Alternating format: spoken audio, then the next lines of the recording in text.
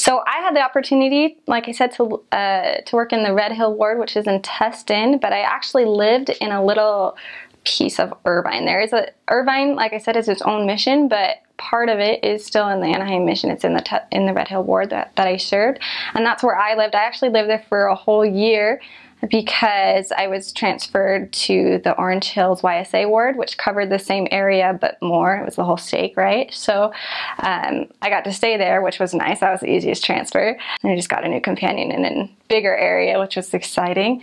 But it really helped having had my experience in Tustin when I was called to serve in the Orange YSA ward, because I knew at least part of the area already, and so I perhaps knew where to find the YSAs, or I already knew some from where I had served previously. And it was really cool because my companion had also served in another ward in that stake as well, so she knew that area, I knew my area, and then we just had 2 or 3 more to kind of figure out, and we did really well with that. So where we lived, our apartment was really nice. All the senior missionaries who work in Anaheim are awesome, and they do really, really well to make sure that we're living in safe apartments. We were in a gated community. Most of the missionaries are in gated communities, which provides a lot of comfort. Because it's a good area. Anaheim's a beautiful, beautiful place, but it's busy. There's a lot of people, and you never know. So it's always nice to know that your stuff's locked up and behind a gate. And I live by the Irvine Marketplace, which is a bunch of shops. There's this one in there that there's a lot of Chinese where I lived, and the Chinese really like this drink called boba, and a lot of it has tea in it, so you got to be careful.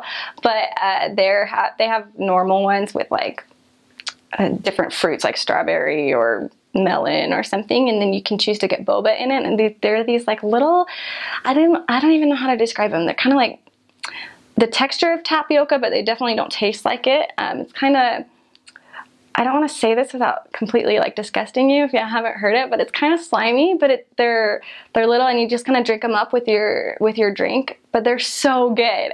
And that's something that now that I'm here in Utah that I really, really want. And there's only like 1 or 2 places that I know that even have it.